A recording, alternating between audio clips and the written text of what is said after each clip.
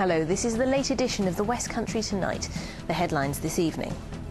Despite protests by parents and pupils, politicians have voted to close a school in Bath. It's the most amazing school, honestly. The amount of opportunities I've been given are just unbelievable.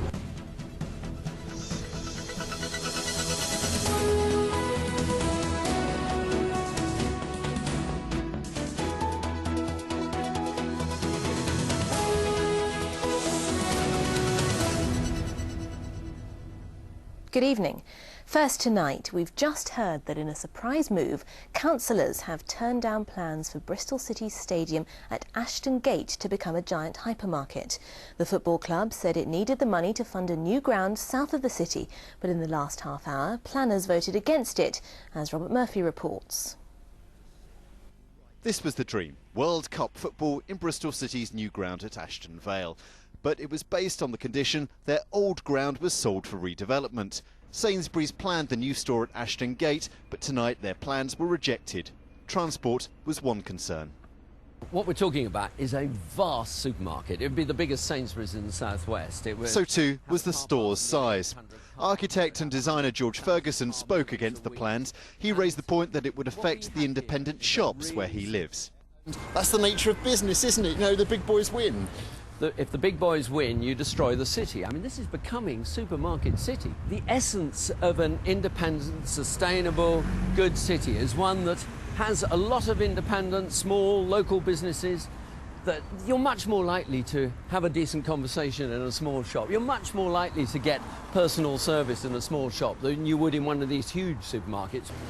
Tonight, traders were celebrating. Earlier, they described their fears if it were approved. There's a limit to how much we can up our game to compete with them, because if they have everything under one roof at the same time, then we are going to lose customers to them that way. What now for Ashton Gate? Well, Sainsbury's can appeal the decision and it could go to a public inquiry. Bristol City's move from its old home is in doubt, but shop owners here are breathing a sigh of relief. Robert Murphy in Bristol for the West Country Tonight. People Power has failed to save a school from closure tonight. Councillors in Bath voted to shut a school south of the city. There will still be a consultation, but many believe its future is doomed. Claire Satchwell reports. School! Save our school! Save our school! They showed passion, persuasion and persistence, but it didn't pay off. The writing was on the placards. Tonight, the writing's on the wall. The mood changed from determination to despair. It's the most amazing school, honestly. The amount of opportunities I've been given are just unbelievable. In this school, all the teachers care about everyone and they're all just there for you. As I said, top 5% for value added. One of the best in the country. I don't understand. Really? It doesn't make any sense. It may be good, but it's only half full. And the council has problems with empty desks in other schools. So they say they need to close one. We just haven't got the pupils for 7 secondary schools, and it doesn't make any sense to keep running small-scale secondary schools that are not viable. Decisions were taken over other undersubscribed schools. St Mark's will merge with another college. Oldfield governors will vote to change from being all-girl to co-educational. But Culverhay's closure was the toughest call. Closure is not guaranteed. There is now going to be a process of consultation on whether Culverhay is to close. And I still believe that we have time to continue to articulate the school's case clearly and cogently and rationally as we can. We don't and never have done bitterness and rancour at Culverhay. That's one of the really pleasing aspects of the school, I think. Now parents and pupils are preparing to travel to class. It could be an hour, it could be anything like that, because the bus services aren't that fantastic. So it could take an age, and if they've not got a lot of money, which the ones Culverhay pupils, and they're not going to be able to afford the bus fare, so I don't know how you work that one out.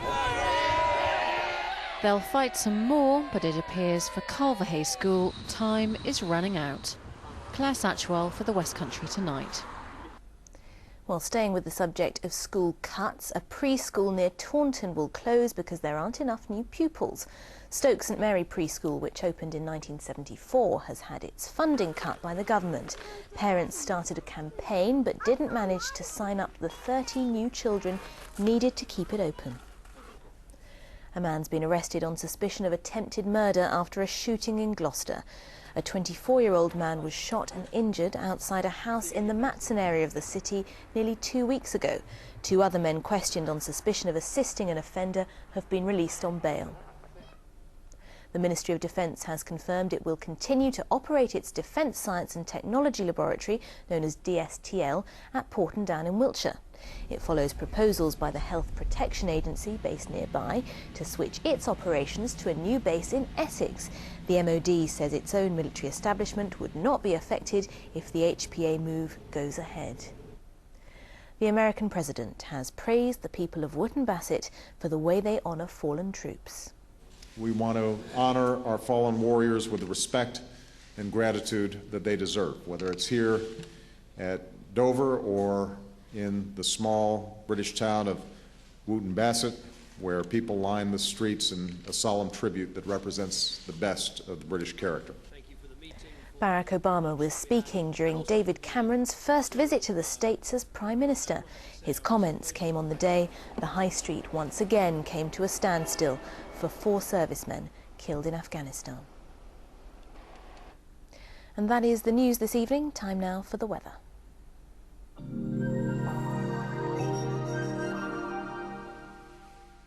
ITV West Regional Weather. Sponsored by Braces Bread.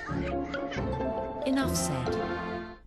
Well, most of the really heavy showers stayed out to the west today, but there were 1 or 2 outbreaks of rain. Tomorrow, they're more likely to ratchet up in intensity, a fresher feel to the day, though.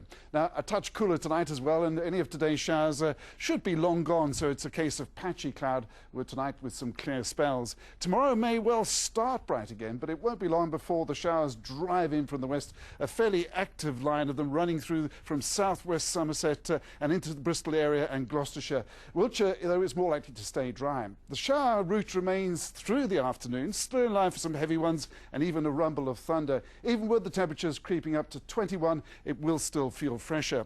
High pressure then starts working in our favour. Dry on Friday, quite a lot of cloud around the coastline though. A weak frontal system introduces on Saturday a residue of cloud, and while it will be murky on the coast on Sunday, it will be generally brighter.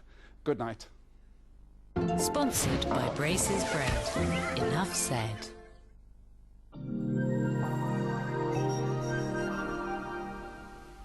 So perking up for the weekend, Bob. Thank you very much indeed. That is your news this evening. I'll be back same time tomorrow, and we'll be back during GMTV in the morning. For now though, good night.